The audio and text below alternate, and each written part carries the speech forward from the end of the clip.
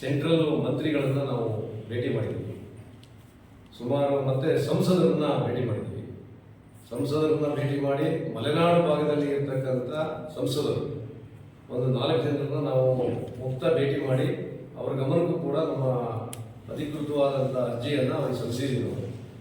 ಮೊನ್ನೆ ತಾನೇ ಸಾಗರದಲ್ಲಿ ನಮ್ಮ ಅಡಿಕೆ ಬೆಳೆಗಾರರ ಸಂಘದ ವತಿಯಿಂದ ಕಾರ್ಯಕ್ರಮ ನಡೆದಾಗ LV ಕಾಲೇಜಲ್ಲಿ ನಮ್ಮ ಸೆಂಟ್ರಲ್ ಮಂತ್ರಿಗಳಾಗಿರ್ತಕ್ಕಂಥ ಪ್ರಹ್ಲಾದ್ ಜೋಶಿ ಅವರು ಕೂಡ ಬಂದಿದ್ದರು. ಅವ್ರ ಜೊತೆಗೆ ನಮ್ಮ ವಿಶ್ವೇಶ್ವರ ಹೆಗಡೆ ಕಾಗೇರಿ ಅವರು ಬಂದಿದ್ದರು. ಅವರಿಗೂ ಕೂಡ ನಾವು LV ಕಾಲೇಜೊಳಗೆ ಸುಮಾರು 10 ನಿಮಿಷಗಳ ಕಾಲ ಸಮಯವನ್ನು ತಗೊಂಡು ಅವ್ರ ಜೊತೆಗೆ ಚರ್ಚೆಯನ್ನು ಮಾಡಿ ನಮ್ಮ ಒಂದು ಏನು ನಮ್ಮ ಅಣುವಿದ್ಯುತ್ ಸ್ಥಾವರ ಬೇಡ ಅನ್ನೋದನ್ನು ನಾವು ಅವರಿಗೆ ಮನವಿ ಕೂಡ ಕೊಟ್ಟಿದ್ದೀವಿ. ಸಮಿತಿ ವತಿಯಿಂದ ನಾವು ಕೊಟ್ಟಿದ್ದೀವಿ. ಅವರು ಕೂಡ ಅದನ್ನು ಸರ್ಕಾರದ ಜೊತೆಗೆ ಮಾತಾಡಿ NTPC ಅವ್ರ ಜೊತೆಗೆ ಮಾತಾಡಿ ಯಾವ ರೀತಿ ಅದನ್ನು ಬಂದ್ ಮಾಡೋಕ್ಕೆ ಸಾಧ್ಯ ಅದನ್ನು ಮಾಡ್ತೀವಿ ಅನ್ನೋ ಭರವಸೆಯನ್ನು ಕೂಡ ಅವರು ಕೊಟ್ಟಿದ್ದಾರೆ. ಮತ್ತು ಮಲೆನಾಡು ಭಾಗದ MP ಗಳು ಒಂದು 4 ಜನರನ್ನ ಭೇಟಿ ಮಾಡಿದ್ರು ಕೂಡ, ಯಾಕೆಂದರೆ ಇದು ಸೆಂಟ್ರಲ್ಲಿ NTPCL ಆಗಿರೋದ್ರಿಂದ ಇದು ಸೆಂಟ್ರಲ್ಲಿಗೆ ಭಾಳ ವಿಶೇಷವಾಗಿ ಅವರು ಅದನ್ನು ಗಮನ ಹರಿಸ್ಬೇಕಾಗ್ತದೆ. ಯಾಕೆಂದರೆ ಈಗ ನಾವು ಅವ್ರೇನು ಹೇಳ್ತಾರೆ, ರಾಜ್ಯ ಸರ್ಕಾರದವರು ಭೂಮಿ ಕೊಡಲಿಲ್ಲ ಅಂದ್ರೆ ನಾವು ಮಾಡೋದಿಲ್ಲ ಅಂತ ಹೇಳ್ತಾರೆ. ಈಗ ಅವ್ರ ಮೇಲೆ ಇವ್ರು ಹೇಳ್ತಾರೆ, ಇವ್ರ ಮೇಲೆ ಅವ್ರು ಹೇಳ್ತಾರೆ. ಮಧ್ಯೆ ಸಿಕ್ಕಾಕೊಂಡಿರೋದು ನಾವು ಸಾಗರದ ಸುತ್ತಮುತ್ತ ನಾವು ಜನಗಳನ್ನ ಅದೇ ಹೇಳ್ಬಾರ್ದು. ಈಗ ಏನು ಹೇಳಬೇಕು, ಇಲ್ಲ ಮಾಡ್ತೀವಿ ಅಂದರೆ ಮಾಡ್ತೀವಿ, ಮಾಡೋಕ್ಕಾಗಲ್ಲ ಅದನ್ನು ನಾವು ಸ್ಪಷ್ಟಪಡಿಸ್ಬೇಕು. ಈಗ ನಮಗೆ ಅದನ್ನು ಯಾರು ಅದನ್ನು ಆ ರೀತಿ ಒಳಗೆ ಸ್ಪಷ್ಟವಾಗಿ ಇವತ್ತಿನವರೆಗೆ ಆಯಿತು ನಾವು ಮಾಡೋದಿಲ್ಲ ಮಾಡಿಸೋದಿಲ್ಲ ಅಂತ ಹೇಳ್ತಾ ಇದ್ದಾರೆ. ಅದರ ಅಧಿಕೃತವಾದಂಥ ನಮಗೆ ಯಾವುದೇ ಲಿಖಿತವಾದಂಥ ವ್ಯವಸ್ಥೆ ಬಂದಿಲ್ಲ.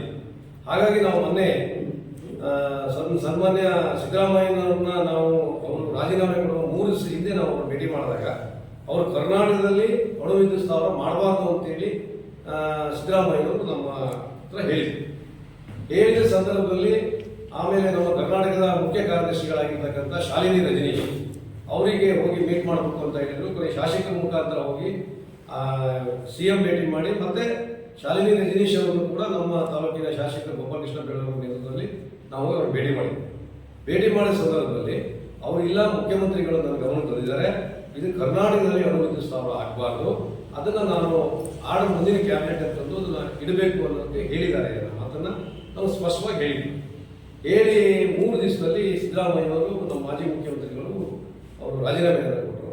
ಹೊಸ ಮುಖ್ಯಮಂತ್ರಿಗಳು ಈಗ ತಾನೇ ತಮಗೆ ಗೊತ್ತಿದೆ DK ಶಿವಕುಮಾರ್ ಜಿ ಬಂದಿದ್ದಾರೆ. ಹಾಗಾಗಿ ಈಗ ನಮ್ಮ ಮಂತ್ರಿ ಅವ್ರ ಕ್ಯಾಬಿನೆಟ್ಗಳು ಅವ್ರ ಮಂತ್ರಿಮಂಡಲಗಳು ಇನ್ನೂ ಇವತ್ತಿಗೂ ಆಗಿಲ್ಲ.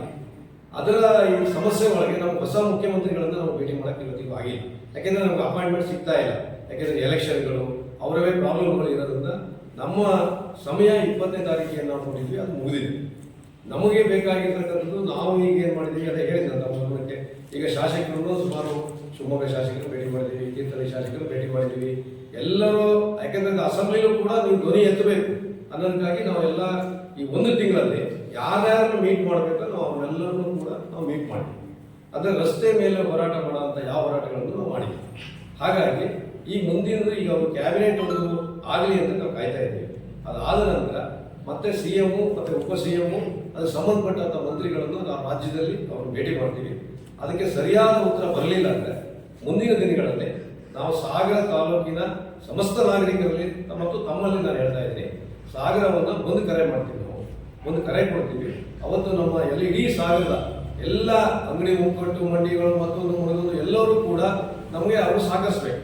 ಅವ್ರು ಸಾಕಿಸಿ ವಾಲಂಟ್ರಿಯಾಗಿ ನಮ್ಮ ಜೊತೆಗೆ ಬಂದು ಕೈ ಜೋಡಿಸ್ಬೇಕು ಅಂತ ಒಂದು ಹೋರಾಟವನ್ನು ಮುಂದಿನ ದಿನಗಳಲ್ಲಿ ನಾವು ಮಾಡಬೇಕಂತ ತೀರ್ಮಾನ ಮಾಡಿದ್ದೀವಿ.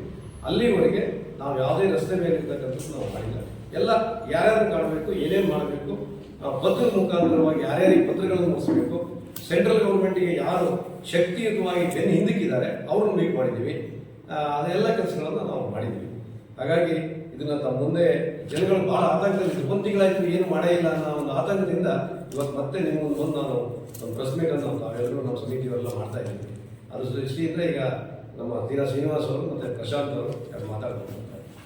ಆಗ್ತಾ ಇರೋಂಥ ಒಂದು ಪಾದಯಾತ್ರೆ 25 ಕಿಲೋಮೀಟರ್ ಪಾದಯಾತ್ರೆ ನಡೆದು ಅವತ್ತು ಮಹಿಳೆಯರು ಸುಮಾರು 500ಕ್ಕಿಂತ ಹೆಚ್ಚು ಜನ 25 ಕಿಲೋಮೀಟರ್ ನಡೆದರು.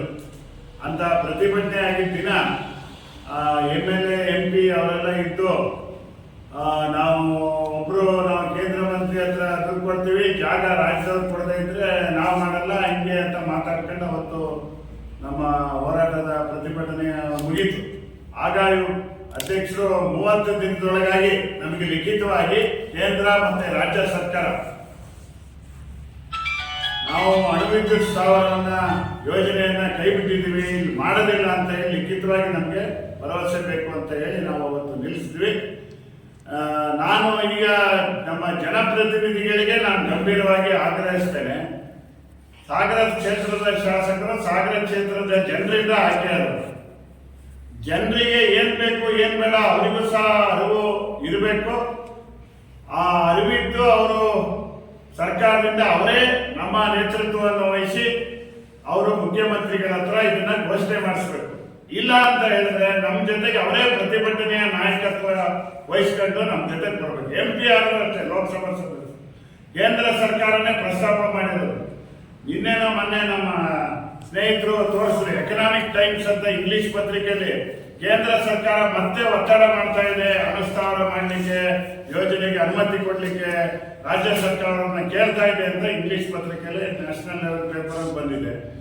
ಆಮೇಲೆ ಮಾಹಿತಿ ಹಕ್ಕಲ್ಲಿ ಕೇಳಿದ್ರೆ ಮಂತ್ರಿಮಂಡಲದ ವಿಷಯದಲ್ಲಿ ಪ್ರಸ್ತಾವನೆ ಇರೋದ್ರಿಂದ ನಿಮ್ಗೆ ಕೊಡಲ್ಲ ಅಂತ ಒಂದು ಉತ್ತರ ಕೊಟ್ಟಿದ್ದಾರೆ. ಇನ್ನೊಂದಕ್ಕೆ ಕೈಗಾರಿಕಾ ವಾಣಿಜ್ಯ ಇಲಾಖೆ ಅಂತ ಕೇಳಿ ನಮಗೆ ಸಂಬಂಧ ಬರಲ್ಲ ಅಂತ ಇನ್ನೊಂದು ಉತ್ತರ ಕೊಟ್ಟಿದ್ದಾರೆ. ಹಾಗಾಗಿ ಜನ ಚುನಾಯಿಸಿದ ಮೇಲೆ ಜನರ ಭಾವನೆಗಳನ್ನ, ಜನರ ಸಮಸ್ಯೆಗಳನ್ನ ಅವರೇ ಪ್ರತಿನಿಧಿಗಳ ಗಟ್ಟಿಯಾಗಿ ಮಾತಾಡಿ ಅದನ್ನ ಬಗೆಹರಿಸ್ಕೊಡ್ಬೇಕು. ತಮಾಷೆಯಾಗಿ ಭಾವಿಸಬಾರ್ದು. ನಮಗೆ ಅವತ್ತು ಹಾಲಪ್ಪನವ್ರು ಮಾತಾಡಿದ ಗೋಪಾಲ ಕೃಷ್ಣ ಅವ್ರ ಜಾಗ ಕೊಡದಿದ್ರೆ ನಾವು ಮಾಡಲ್ಲ ಅಂತ ಹೇಳ್ತಾರೆ. ಎಲ್ಲ ಗಂಭೀರವಾಗಿ ಆ ಸಿಟ್ಟಲ್ಲಿ ಬಂದಾಗ ಬಹಳ ತಮಾಷೆಯಾಗಿ ಮಾತಾಡೋದು. ಹಾಲಪ್ಪನವ್ರು ಹೇಳಿದ್ದನ್ನ MP ಹೇಳಿದ್ರು, MP ಹೇಳಿದ್ದನ್ನ ಪ್ರಹ್ಲಾದ್ ಜೋಶಿ ಅವರು ಹೇಳಿದ್ರು. ಪ್ರಹ್ಲಾದ್ ಜೋಶಿ ಅವರು ಇದು ಪರಿಸರ ಸೂಕ್ಷ್ಮ ವಲಯ, ಪಶ್ಚಿಮ ಘಟ್ಟ, ಗುಜರಾತ್, ಮಹಾರಾಷ್ಟ್ರ, ಕರ್ನಾಟಕದಲ್ಲಿನ ಪಶ್ಚಿಮ ಘಟ್ಟದಲ್ಲಿ ಯಾವುದೇ ನಾವು ಅಣುವಿದ್ಯುತ್ ಆಗ್ಲಿ ಹಾನಿ ಮಾಡಂತ ಯಾವುದೇ ಯೋಜನೆಗಳನ್ನು ಮಾಡಲ್ಲ ಅಂತ ಸ್ಪಷ್ಟವಾಗಿ ಹೇಳ್ಬೋದು. ಮಿನಿಸ್ಟ್ರು ಹೇಳಿಲ್ಲ. ಇದು ಏನ್ ತೋರಿಸುತ್ತೆ ಅಂದ್ರೆ ಜನಸಾಮಾನ್ಯರ ಬೇಡಿಕೆ ಬಗ್ಗೆ ಅಷ್ಟು ಗಂಭೀರವಾಗಿ ನಮ್ಮ ಪ್ರತಿನಿಧಿಗಳು ಸರ್ಕಾರ ಇಲ್ಲ ಅಂತ ಹೇಳಿ ತೋರಿಸ್ತಾ ಇದೆ ಅನ್ನೋ ಭಾವನೆ ನಮಗೆ ಬರ್ತಾ ಇದೆ. ಅದಕ್ಕೋಸ್ಕರ ಈ ಭಾವನೆ ಬರಬಾರ್ದು. ಈಗ ನಾವು ಜನ 4-5 ತಿಂಗಳಿಂದ ಈ ಯೋಜನೆಯ ಗುಲ್ಲು ಸುದ್ದಿ ಆಗಿ ಜನ ನೆಮ್ಮದಿಯಿಂದನೇ ಇಲ್ಲ. ಈಗ ಮತ್ತೆ 1 ತಿಂಗಳು ಟೈಮ್ ಕೊಟ್ಟಿದ್ರು ಇನ್ನೂ ಬರ್ಲಿಲ್ಲಲ್ಲ ಅಂತ ನಮ್ಮ ಅಧ್ಯಕ್ಷರಿಗೆ ಕೇಳ್ತಾರೆ. ಅವ್ರು ಹೇಳ್ದಂಗೆ ನಾವು ಮುಂದೆ ಗಂಭೀರವಾದ ಹೋರಾಟನೇ ಮಾಡ್ಬೇಕಾಗತ್ತೆ, ಬಂದು ಮುಂದಿನ ಹೋರಾಟಕ್ಕೆ ನಾಯಕತ್ವನ MLA MP ಅವರು ವಹಿಸ್ಬೇಕು. ಇಲ್ಲ ಅಂದ್ರೆ MLA MP ಅವರು ಸರ್ಕಾರದಿಂದ ಈಗಾಗಲೇ ಚೀಫ್ ಸೆಕ್ರೆಟರಿ ಏನು ಮಾಡಲ್ಲ ಅಂತ ಹೇಳಿದ್ದಾರೆ ಮೌಖಿಕವಾಗಿ, ಅಥವಾ ಮುಖ್ಯಮಂತ್ರಿಗಳು ಹೇಳಿದ್ದಾರೆ ಅನ್ನೋದ್ರ ಅದನ್ನ ಮುಖ್ಯಮಂತ್ರಿಗಳು, ಈಗಿನ ಮುಖ್ಯಮಂತ್ರಿಗಳು ನೇರವಾಗಿ ಘೋಷಣೆ ಮಾಡಬೇಕು.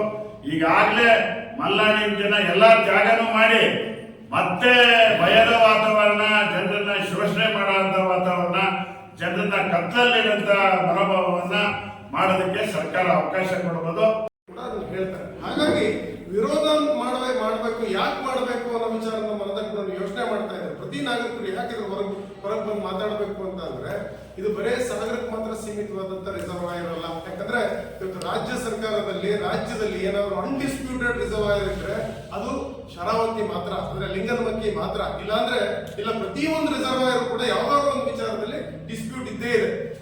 ರಾಜ್ಯ ಸರ್ಕಾರ ನಾವು ರಾಜ್ಯದ 7 ಕೋಟಿ ಜನರಿಗೂ ನೀರು ಕೊಡ್ತೀನಿ ಅಂತ, ಕುಡಿಯೋ ನೀರು ಸೌಲಭ್ಯ ಮಾಡ್ತೀವಿ ಅಂತ ಹೇಳುವಂತ